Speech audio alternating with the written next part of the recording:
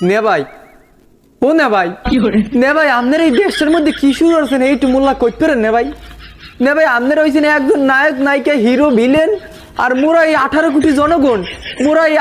জনগণ হয়েছে আপনাকে অডিয়েন্স মানে আপনাকে প্রত্যেকদিন আপনারা তামসা দেখাইবেন আর মোরা ফোনটা অন করিয়া আপনাকে এই তামসা দেখবো বুঝলেন না ভাই এই লিগে আল্লাহ আমাকে বাঁচাই রাখছে ফার্স্টে গেলে আনসার বাহিনী বাজানে হেরা কাহিনী কি করছে হেরা যাইয়া